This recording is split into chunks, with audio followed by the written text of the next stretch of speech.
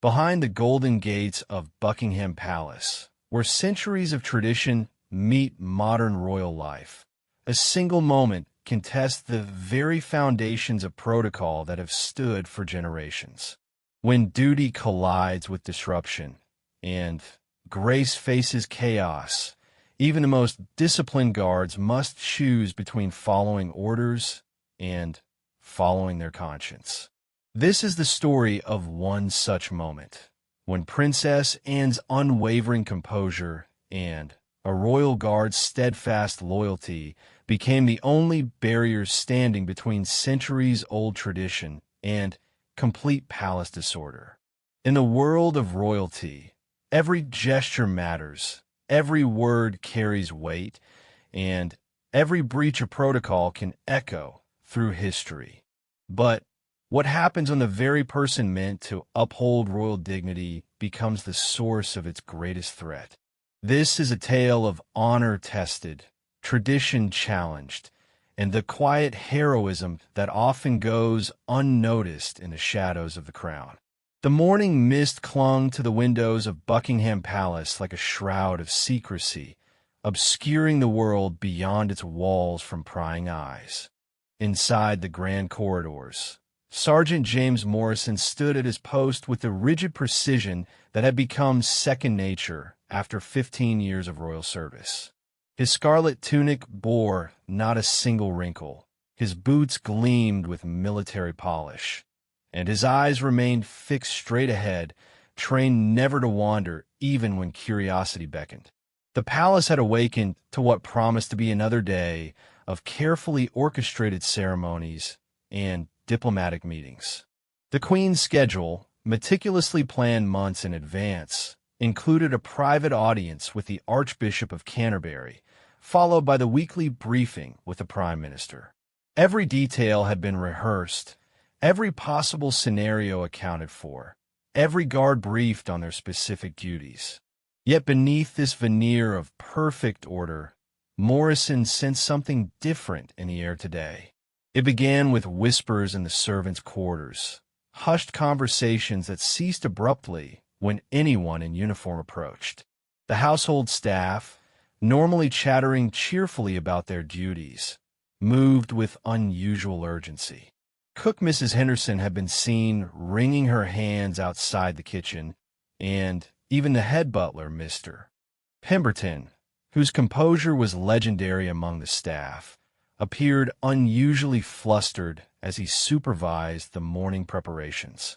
Princess Anne had arrived at the palace the previous evening, which was not unusual in itself. The Princess Royal frequently visited for official functions and family meetings. However, her early morning ride through Hyde Park had been canceled without explanation, and her private secretary had been seen making numerous urgent phone calls from the Blue Drawing Room. These small deviations from routine might escape the notice of outsiders, but for someone like Morrison, who had spent years studying the intricate patterns of royal life, they stood out like discordant notes in a familiar symphony. The first real sign of trouble came at precisely 9:15 in the morning, when Camilla, the Queen Consort, swept through the grand entrance with an entourage that was both larger and more agitated than usual. Her normal retinue of 3 personal assistants had swelled to include what appeared to be crisis management specialists, legal advisors, and several individuals Morrison did not recognize despite his extensive knowledge of palace personnel. Their hushed but animated discussions echoed off the marble walls as they followed Camilla toward the private royal apartments. Morrison maintained his position at the intersection of the East Gallery and the principal corridor, a strategic location that allowed him to monitor the main thoroughfares of the palace while remaining unobtrusive. From this vantage point, he observed the subtle but unmistakable signs of brewing chaos. Servants scurried past with unusual frequency, their arms laden with documents and communication devices. The palace's internal phone system, normally quiet except for routine administrative calls, buzzed constantly with urgent conversations. Lady Catherine Worthington, Camilla's chief of staff, emerged from the private apartments 20 minutes later, her face flushed and her usual composure noticeably strained.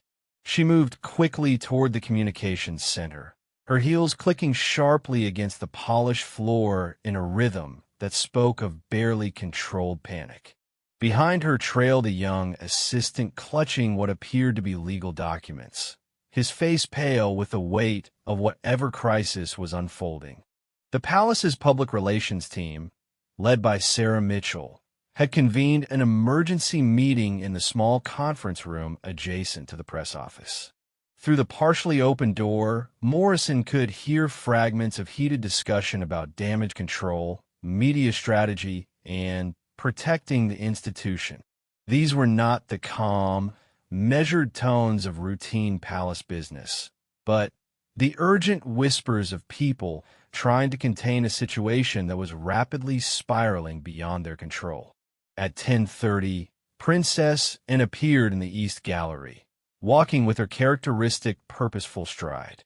Unlike the frantic energy that seemed to have infected everyone else in the palace, she moved with calm determination, her expression revealing nothing of whatever knowledge she possessed about the unfolding situation. She wore a simple navy blue suit, her gray hair pinned back in its usual practical style, and her bearing conveyed the same quiet authority that had earned her respect throughout her decades of royal service. Morrison had always admired the Princess Royal's straightforward approach to her duties. While other members of the royal family might rely on elaborate protocols and ceremonial flourishes, Princess Anne focused on substance over style, results over recognition. She had earned her reputation through decades of tireless work with hundreds of charitable organizations, her no-nonsense attitude toward royal obligations, and her ability to navigate both triumph and controversy with equal grace. As she approached his position, Princess Anne's eyes met Morrison's briefly. It was a moment that lasted perhaps 2 seconds, but in those seconds he saw something that made his pulse quicken. There was steel in her gaze, the look of someone preparing for battle. She nodded almost imperceptibly, a gesture so subtle that anyone else would have missed it entirely. But Morrison understood. In the complex language of royal protocol, that tiny acknowledgement was a signal of trust, a recognition that in whatever was about to unfold, she would need allies among the palace guard. The morning progressed with increasing tension. Camilla's team continued their frantic activities, moving between meetings with various palace officials and making what appeared to be increasingly desperate phone calls to contacts outside the palace.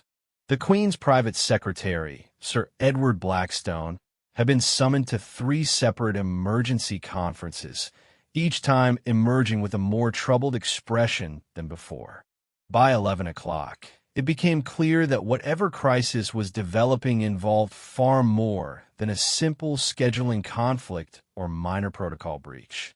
The palace's security team had been quietly increased, with additional guards positioned at key locations throughout the building. The regular tours for palace staff families had been canceled without explanation, and access to certain areas of the palace had been restricted even for senior household members. Morrison's training had prepared him for many scenarios, from terrorist threats to medical emergencies, from diplomatic incidents to family disputes. But this felt different.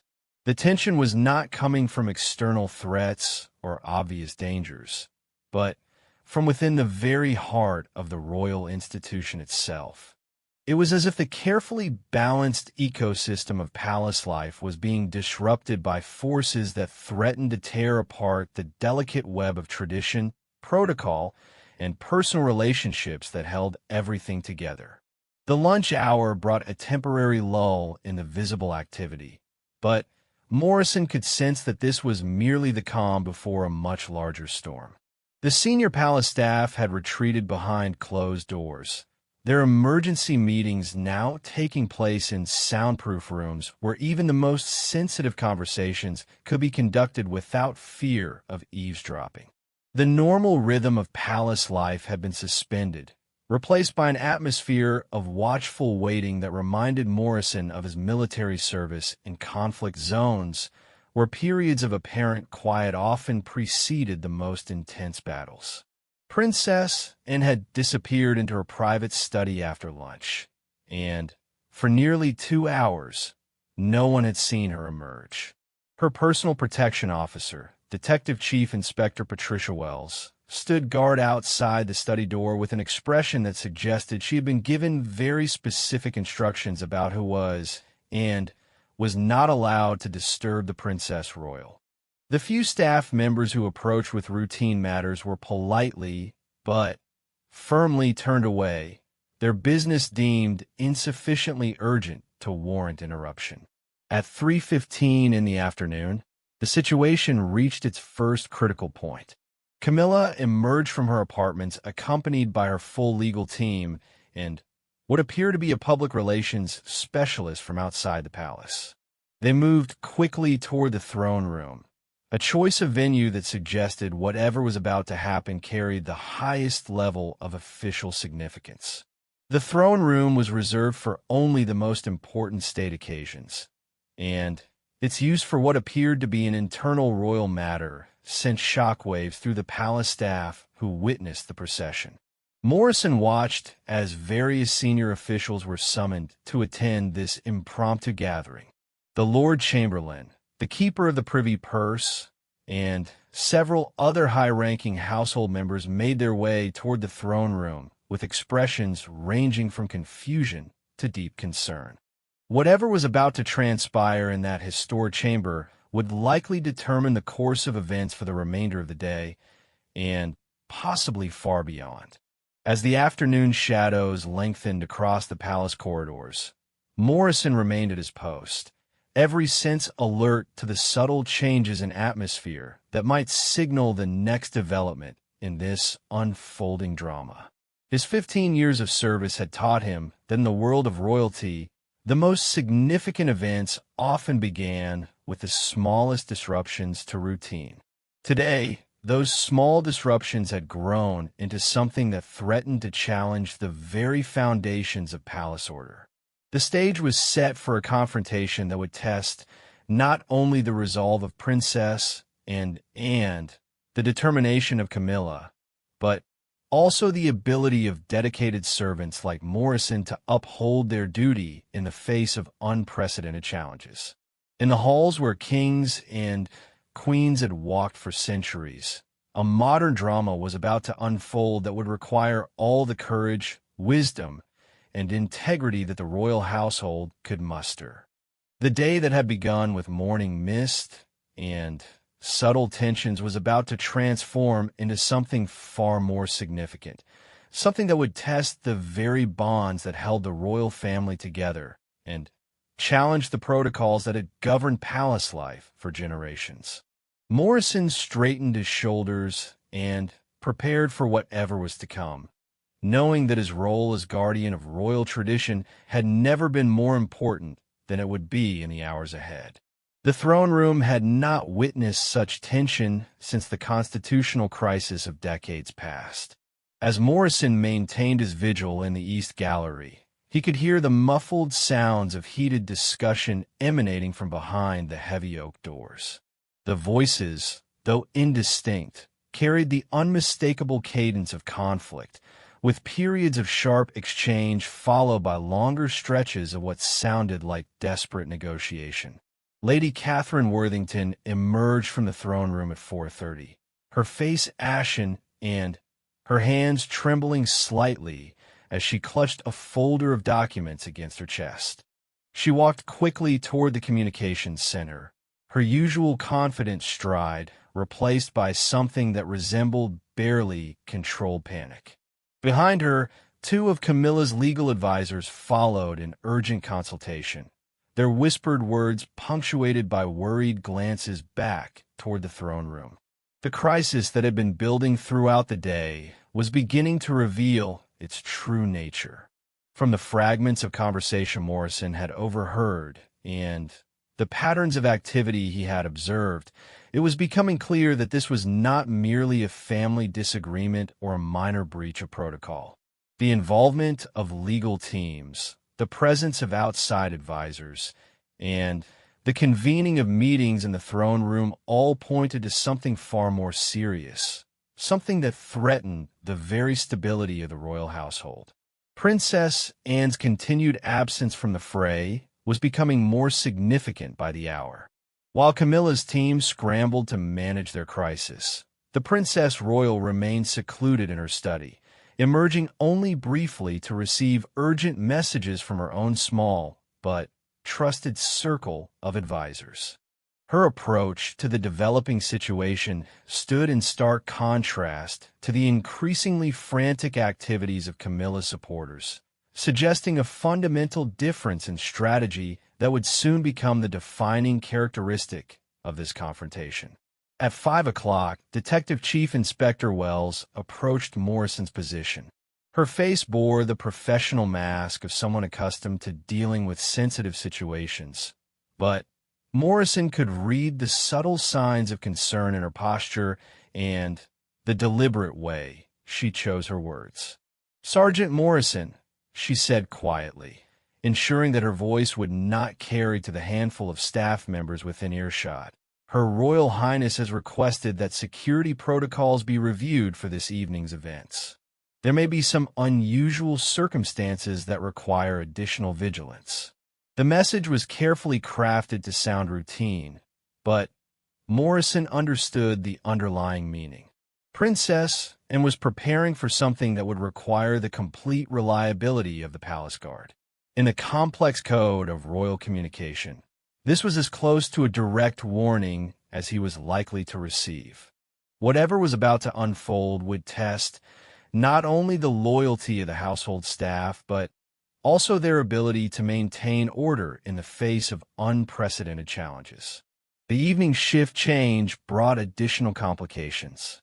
Captain Robert Hayes, Morrison's commanding officer, had been summoned to an emergency briefing with the palace security chief, leaving Morrison as the senior guard on duty in the critical East Gallery position.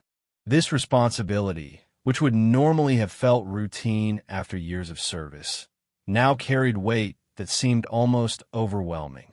The decisions he made in the hours ahead could have consequences that extended far beyond his own career. As the shadows grew longer in the corridors, the palace began to take on an almost siege-like atmosphere. The usual flow of visitors had been quietly redirected, routine maintenance work had been postponed, and even the most senior household staff found themselves subject to unusual restrictions on their movement throughout the building. These changes, implemented gradually throughout the day, had transformed the normally bustling palace into something resembling a fortress preparing for attack. The first direct confrontation occurred at 6:15 in the evening, when Camilla's chief legal advisor, Mr. Jonathan Whitfield, attempted to gain access to Princess Anne's private study. Morrison watched from his position as the encounter unfolded with a careful politeness that masked deep antagonism. Detective Chief Inspector Wells stood firmly at the study door, her official demeanor making it clear that access would not be granted regardless of the visitor's credentials or demands. "I'm afraid Her Royal Highness is not available for meetings this evening," Wells stated with professional courtesy that barely concealed her determination to follow her orders to the letter. "Perhaps you would like to schedule an appointment through the proper channels tomorrow." Whitfield's response was equally polite, but carried an undertone of threat that would have been unmistakable to anyone familiar with legal maneuvering. "I believe Her Royal Highness would want to be informed of certain developments that have occurred this afternoon. These matters cannot wait for tomorrow's conveniences." The standoff continued for several minutes, with neither party willing to retreat from their position. Morrison observed the exchange with the trained eye of someone who had witnessed countless diplomatic confrontations, noting the way both participants maintained their composure while clearly preparing for escalation if necessary.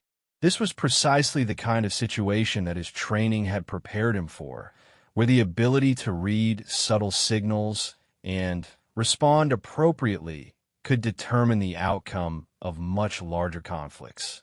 The resolution came when Princess and herself opened the study door, stepping into the corridor with the calm authority that had characterized her approach to this entire crisis. She looked first at Detective Chief Inspector Wells, acknowledging her protection officer's diligence with a slight nod, then turned her attention to Whitfield with an expression that managed to be both courteous and absolutely unyielding. "Mr. Whitfield," she said in her clear, measured voice, "I understand you have some urgent business to discuss. However, I believe any communication regarding today's matters should be conducted through the proper official channels. I'm sure you understand the importance of following established protocols, particularly during sensitive periods." The dismissal was polite, but absolute, delivered with the kind of quiet authority that made argument impossible without appearing disrespectful to a senior member of the royal family. Whitfield's professional training had prepared him for many forms of resistance, but he was clearly unprepared for the combination of royal prerogative and personal dignity that Princess and brought to the confrontation. After a moment of visible internal calculation, he nodded formally and withdrew, but his expression suggested that this retreat was merely tactical rather than strategic. As evening approached, the palace settled into an uneasy quiet that felt more ominous than the earlier periods of frantic activity. The emergency meetings had concluded, the legal teams had withdrawn to prepare their next moves, and the crisis management specialists had retreated to whatever secure locations they used for planning their strategies. But rather than bringing relief, this apparent calm only heightened the sense that something explosive was being prepared behind the scenes. Morrison's position allowed him to observe the subtle changes in palace routine that continued throughout the evening. The normal social activities that filled the early evening hours had been canceled or quietly postponed. Staff members who usually lingered after their shifts to chat with colleagues hurried home with unusual speed. Even the palace cats, normally confident in their right to roam freely through the corridors, seemed to sense the tension and had largely disappeared into whatever hiding places they favored during times of uncertainty. At 8 o'clock, a new development added another layer of complexity to the already volatile situation. Sir Edward Blackstone, the Queen's private secretary, made an unexpected appearance in the East Gallery, walking slowly as if deep in thought. His presence at this time and location was highly unusual, as his duties rarely brought him to this part of the palace during evening hours. As he approached Morrison's position, he paused as if deciding whether to speak. "Sergeant," he said finally, his voice carrying the weight of someone who had spent decades navigating the treacherous waters of royal politics, "I trust you understand that tonight may present some unique challenges for the household staff. Her Majesty has particular confidence in the discretion and reliability of the palace guard during sensitive periods." The message was delivered with the formal courtesy that characterized all of Blackstone's communications, but Morrison recognized it as something approaching a personal appeal. Sir Edward was not merely passing along routine instructions. He was acknowledging that the situation had reached a level of severity that required personal intervention from the highest levels of palace administration. This was as close to an admission of crisis as anyone at Blackstone's level would ever make. The evening meal service provided another window into the developing situation. Morrison observed as trays were prepared for Princess Anne's private dining room, noting that the usual elegant presentation had been replaced by something approaching military efficiency. The Princess Royal was clearly preparing for a long night of strategic planning, and her household staff was adapting their services accordingly. Meanwhile, the dining arrangements for Camilla's entourage suggested a very different approach, with multiple courses and what appeared to be an effort to maintain normal social appearances despite the underlying crisis. As the palace settled into its nighttime routine, Morrison began to understand that his role in the unfolding drama would extend far beyond simply maintaining his post and following orders. The careful positioning of guards throughout the building, the subtle changes in security protocols, and the obvious preparation for some form of confrontation all suggested that the household staff would play a crucial role in determining how this crisis would be resolved. The night hours stretched ahead with the promise of revelations that would test everything Morrison thought he knew about loyalty, duty, and the complex relationships that govern life within the royal household. The foundation of centuries-old tradition was about to face a challenge that would require all the strength, wisdom, and integrity that dedicated servants like Morrison could provide. In the quiet corridors where history had been made for generations, a new chapter was about to be written that would define the future of the monarchy itself. The battle lines were being drawn not with armies and weapons, but with protocol and principle, tradition and determination. As Morrison prepared for whatever the night might bring, he knew that his decisions in the hours ahead would be measured not just against his duty to the crown, but against his responsibility to preserve the institution that he had sworn to protect. The palace clock chimed 9 times as Morrison began what he sensed would be the most challenging night of his 15-year career. The corridors had taken on an almost ethereal quality in the evening light, with shadows stretching long across the polished floors, and the usual sounds of palace life reduced to occasional whispers and the soft footsteps of staff members moving with unusual caution. The nature of the crisis finally began to reveal itself through a series of carefully orchestrated encounters that Morrison observed from his strategic position. At 9:30, a convoy of 3 black vehicles arrived at the palace's private entrance, disgorging a group of individuals whose professional bearing and expensive attire marked them as high-powered legal representatives. Their arrival was clearly expected, as Lady Catherine Worthington and 2 of Camilla's senior advisors met them at the entrance and escorted them quickly toward the private conference rooms. This development confirmed Morrison's growing suspicion that the crisis involved matters of legal significance that extended far beyond simple family disagreements or protocol disputes. The caliber of legal talent being assembled suggested that substantial financial interests or potentially damaging revelations were at stake. In a world of royal politics, such situations could threaten not only individual reputations, but the stability of the monarchy itself. Princess Anne's response to these developments demonstrated the strategic thinking that had made her one of the most respected members of the royal family. Rather than engaging in the frantic activity that characterized Camilla's approach, the Princess Royal had quietly assembled her own team of trusted advisors. Morrison observed as Sir Michael Pemberton, a retired senior civil servant known for his expertise in constitutional matters, arrived at the palace through a service entrance and was immediately escorted to Princess Anne's private study. The contrast between the two approaches could not have been more striking. While Camilla's team operated with the visible urgency of crisis management, Princess Anne's preparations proceeded with the methodical precision of someone who had faced similar challenges before and understood the importance of careful planning over hasty reaction. This difference in strategy would prove to be crucial as the night's events unfolded. At 10 o'clock, the first attempt at direct confrontation occurred when Camilla herself, accompanied by her full legal team and two senior palace officials approached Princess in study. Morrison watched as the procession moved through the corridors with the formal gravity of a state occasion.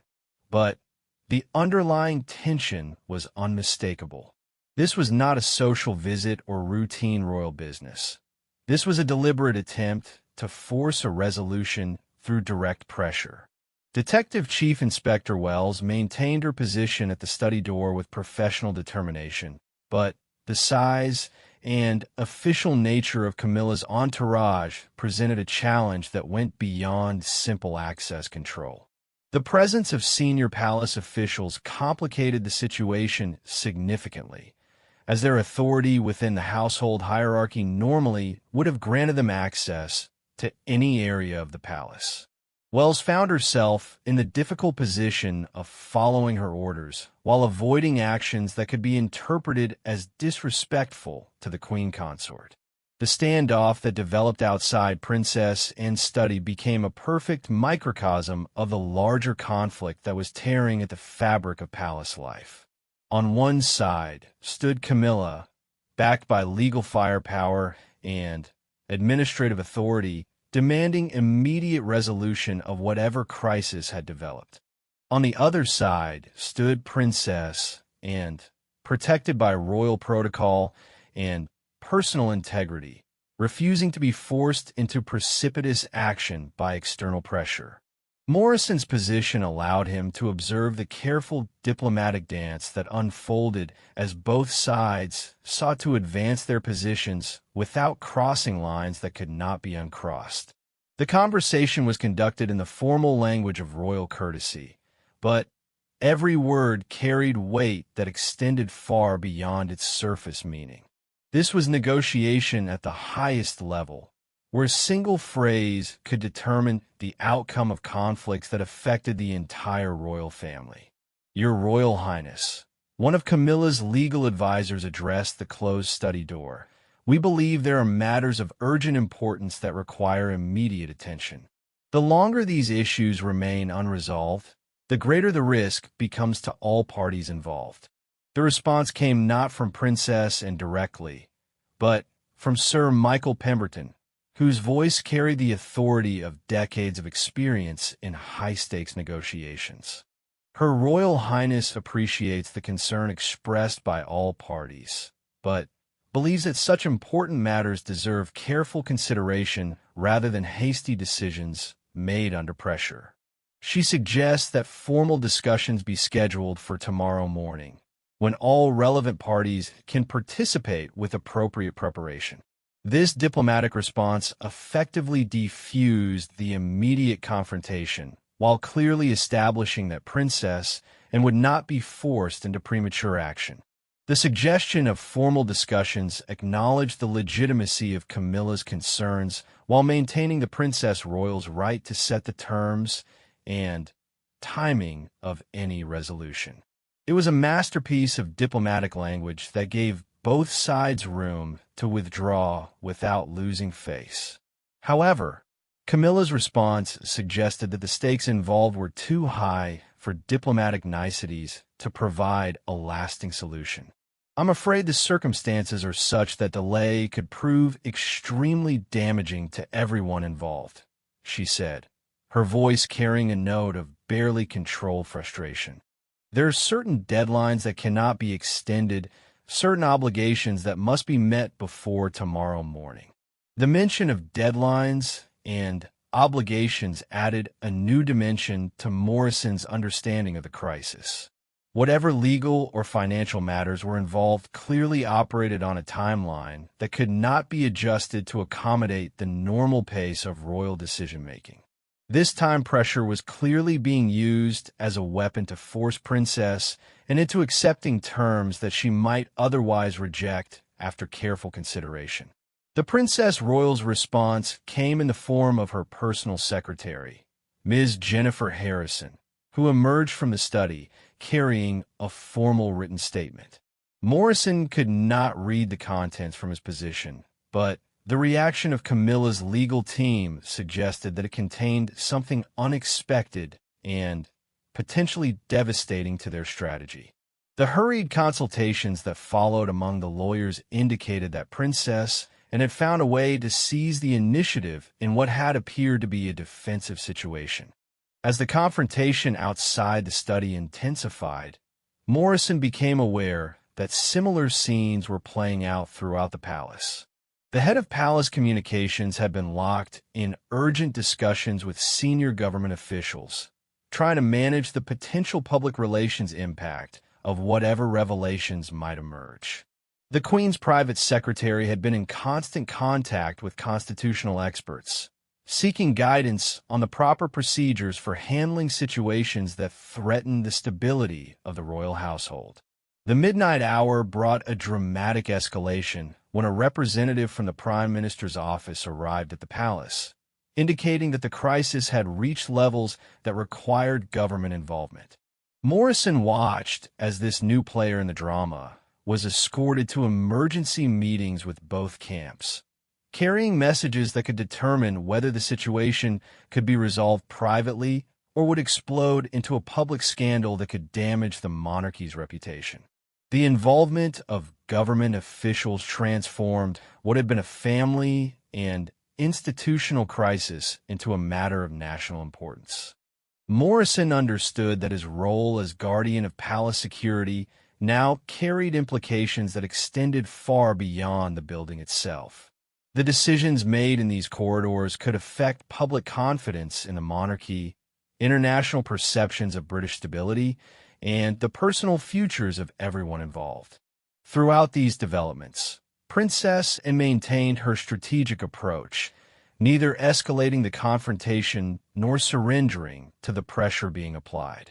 Her study had become a command center where careful planning replaced panic, where principle took precedence over expediency. Morrison observed a steady stream of trusted advisors entering and leaving the study, each carrying pieces of what appeared to be an increasingly sophisticated strategy for dealing with whatever threats had been made.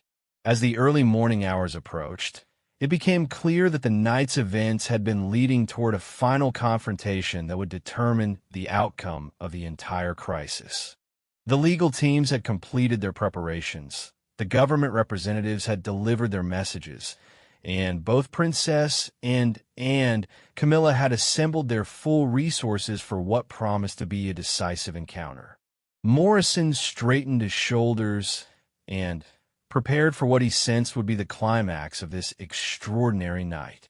His position at the intersection of the palace's main corridors had given him a unique perspective on the unfolding drama, and he understood that the resolution of this crisis would require not only the wisdom of the principal participants, but also the steadfast reliability of servants like himself who formed the backbone of royal protocol.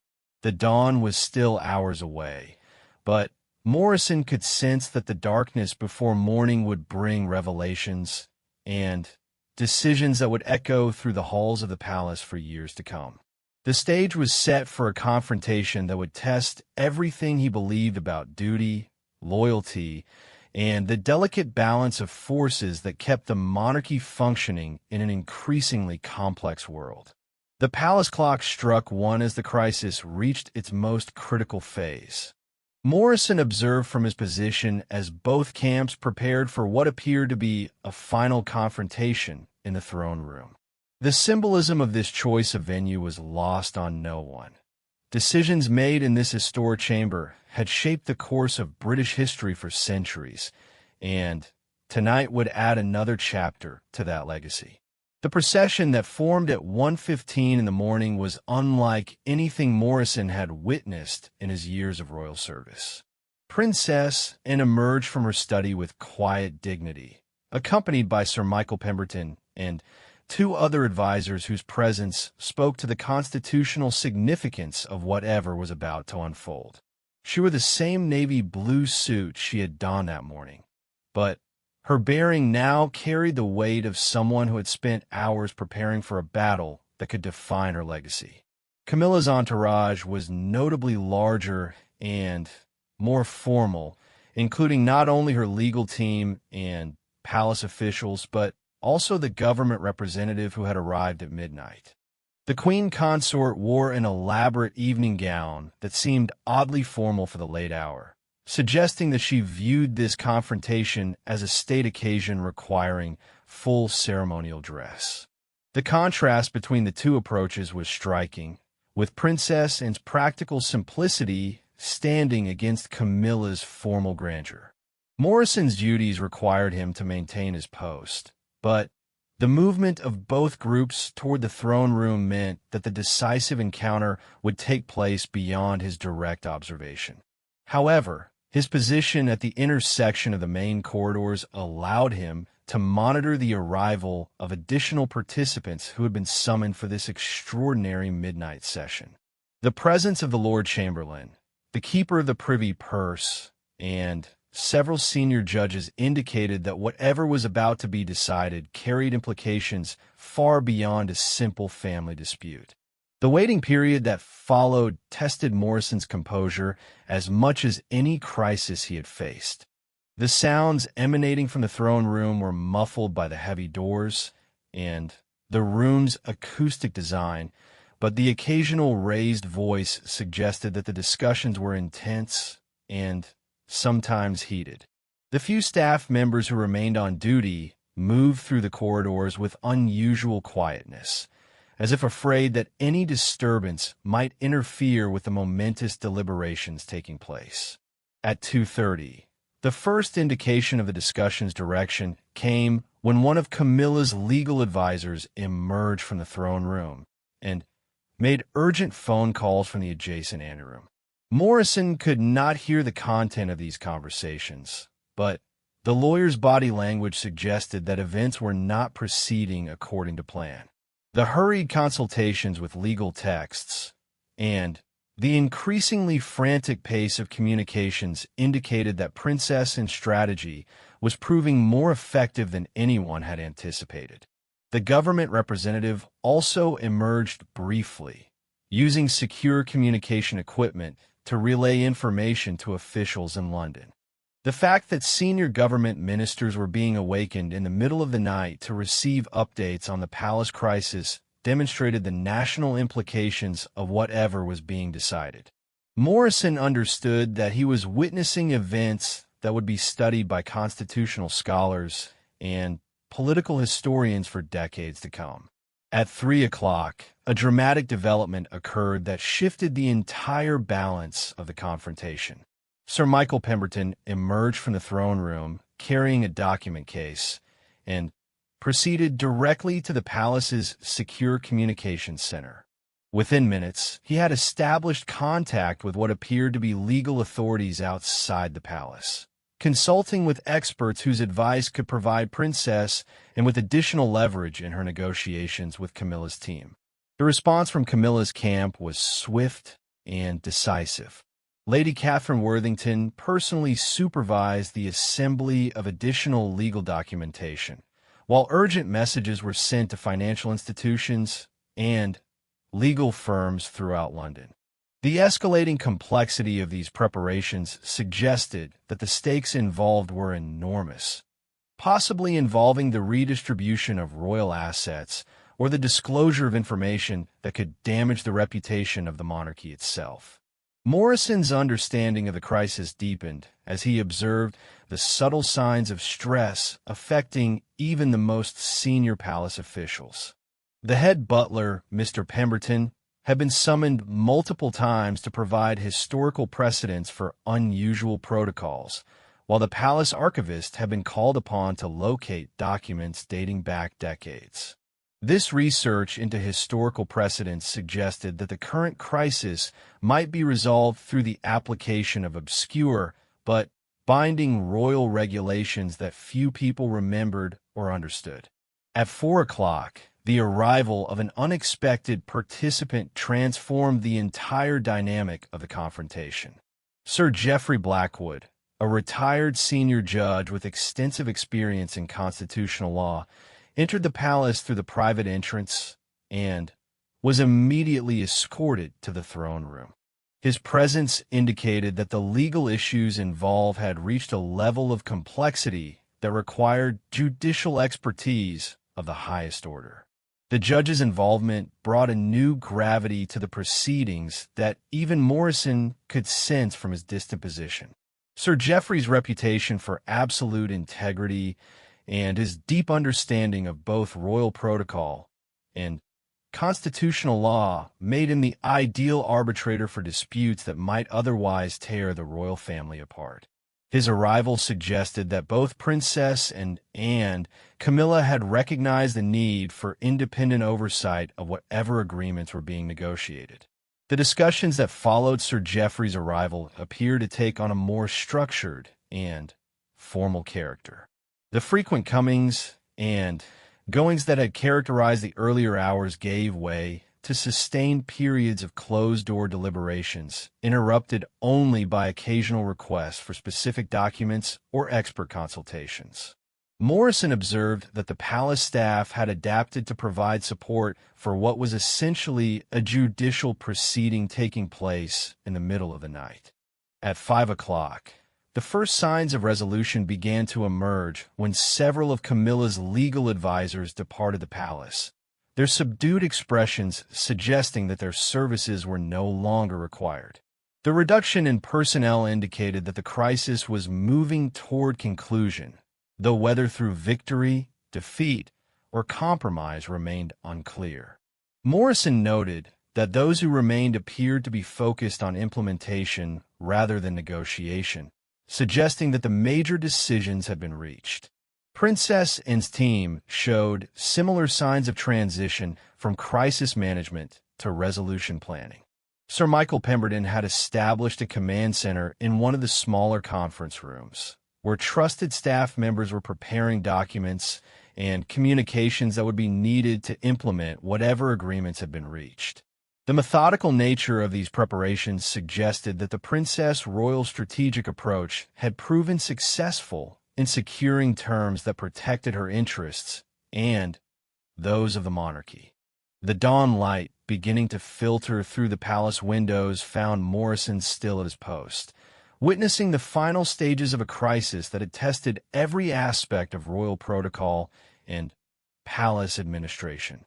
The overnight confrontation had demonstrated the resilience of institutions that had survived centuries of challenges, but it had also revealed vulnerabilities that would require careful attention in the days and weeks ahead.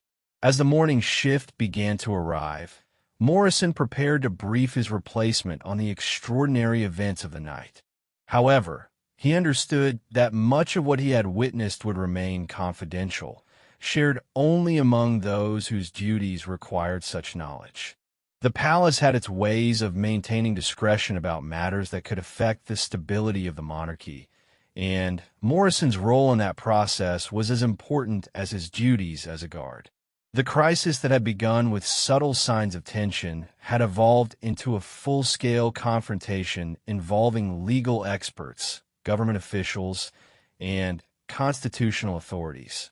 But through it all, the dedication of servants like Morrison and the principled leadership of Princess and had provided the stability and integrity needed to navigate the treacherous waters of royal politics. As the throne room doors finally opened and the principal participants began to emerge, Morrison prepared for the final chapter of this extraordinary night, knowing that his steadfast performance of duty had played a small but crucial role in protecting the institution he had sworn to serve. The throne room doors opened at precisely 6 o'clock in the morning, as the first rays of sunlight painted the palace corridors with golden light.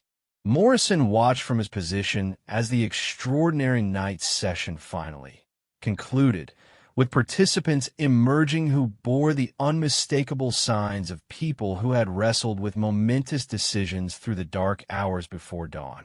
Princess Anne was the first to exit, her bearing reflecting the quiet satisfaction of someone who had navigated treacherous waters successfully while maintaining her principles intact. Despite the long night of intense negotiations, her composure remained unshaken, and her step carried the confidence of someone who had emerged from battle with honor preserved. Sir Michael Pemberton walked beside her, carrying a leather portfolio that Morrison suspected contained the agreements and resolutions that had been hammered out during the marathon session. The contrast with Camilla's emergence could not have been more striking. The queen consort appeared drained, her earlier formal grandeur replaced by visible exhaustion and what Morrison read as profound disappointment.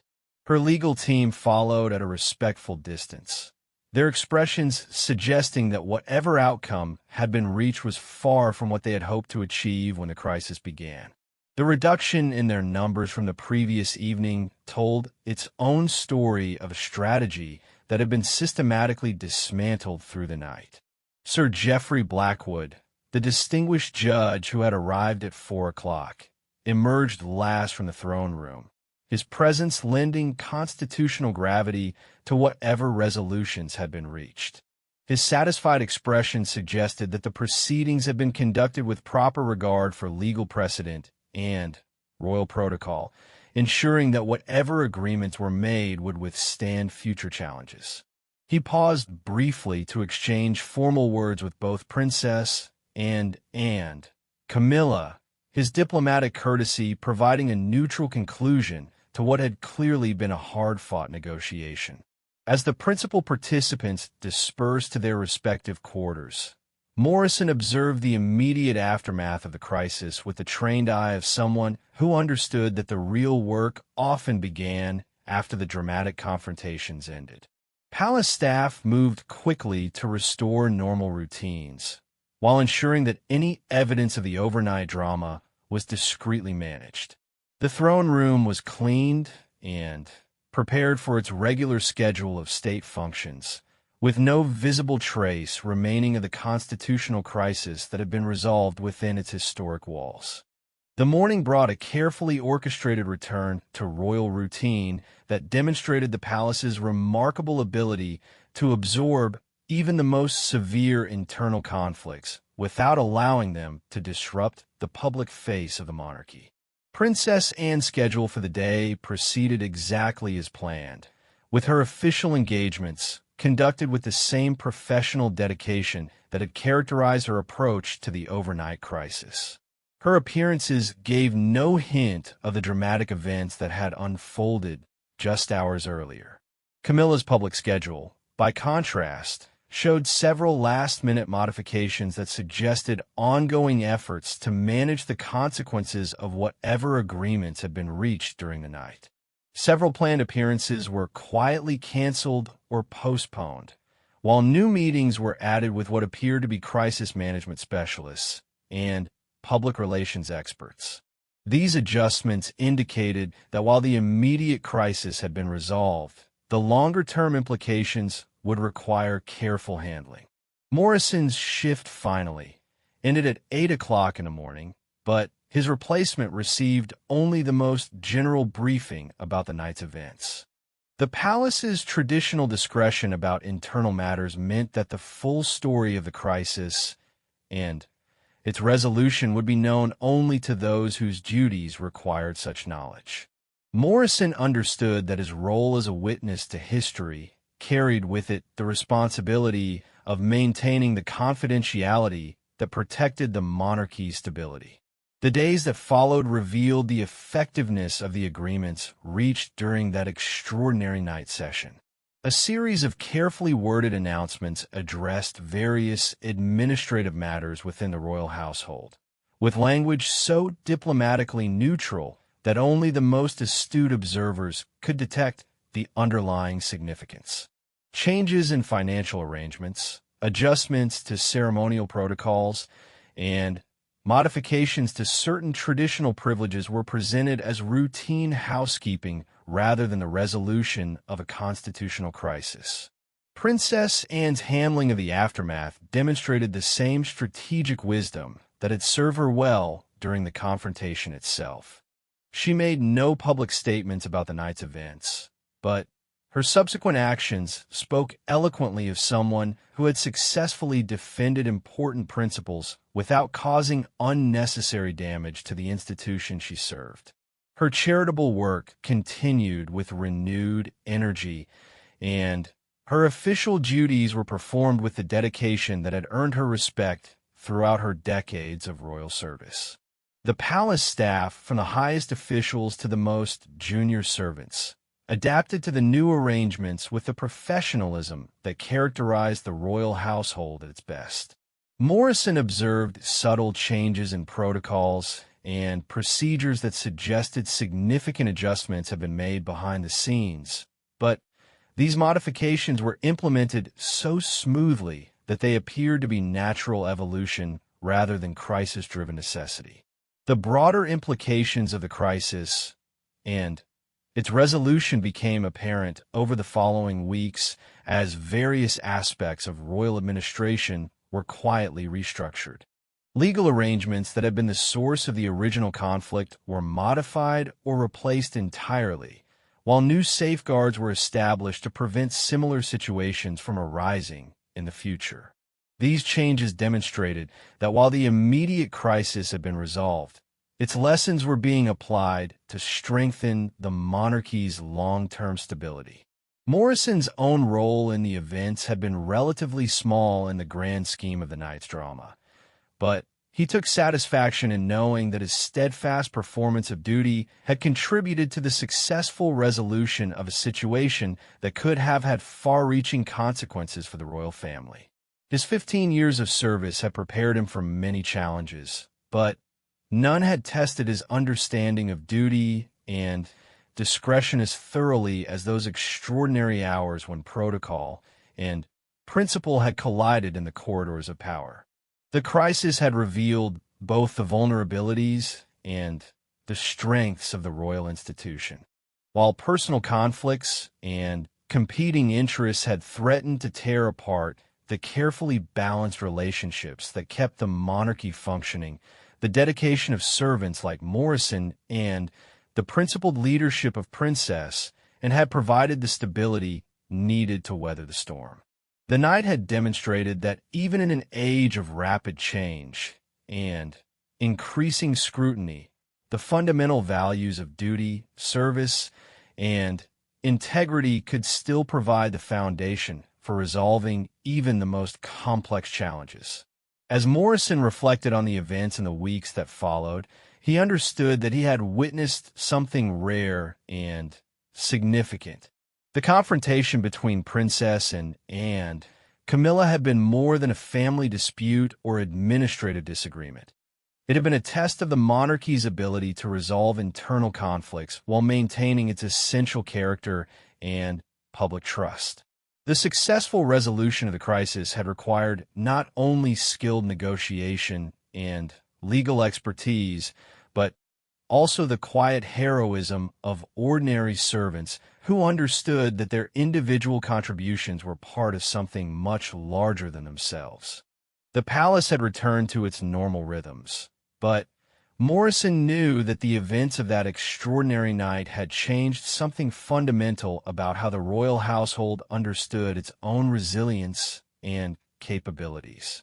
The crisis had been survived, the institution had been strengthened, and the dedication of people like Princess and faithful servants throughout the palace had ensured that the monarchy would continue to serve the nation with honor and dignity. In the end, Morrison's steadfast performance of his duties during those crucial hours had been both a symbol and a reality of the loyalty that kept the royal household functioning through its greatest challenges. His role as guardian of palace order had never been more important than when that order was threatened from within, and his success in maintaining his post while others struggled with larger conflicts had contributed to a resolution that protected both tradition and progress.